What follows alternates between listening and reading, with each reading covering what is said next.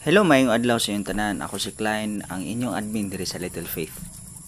O una sa tanan, yes, I am a proud Bisakol, Bisaya nga angkol kay di naman gyud malali sa tong edad.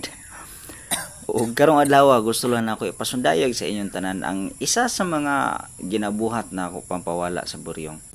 As you can see diri sa page, gahimo ko og short motivational videos. So just recently, bago lang jud nagsuway kog indulge sa ning rollerblading. Inspired sa salida ba sa air gear. Kapas mo nga na air gear ba. Pangka kay drano nga di pigita kabalo murag katulo pa siguro na ako ning session of practice aning maong tawag ani kini. Ug ang rational luyo aning akong pagkiat-kiat biskang kabalo kong angkol nako wow good daghan tawo niya moagi ka bang bakang-bakag prenaktis balik pagkabata.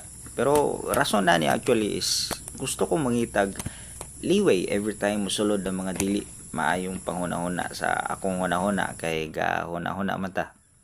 Sabtan ra. I believe nga kita gid pod tanan nakaagi ani. Og tuod sa kaadlaw ni ana kaning adlaw mao ni naburyo nga root ka mao nag-skits-skits.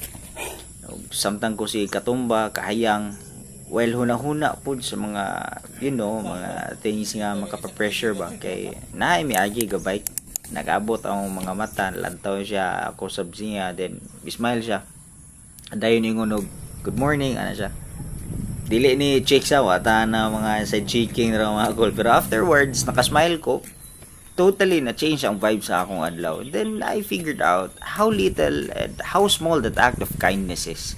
It is able to chase those negativities away. So mo to akong mensahe sa inyo ang tanan. Wala ta kabalo na pinaagi di ay sa atong jutay na buhat sa kamaayo. Makahimo ta pagtabang sa atong sikataw. Bars. God bless you all o kamping perme.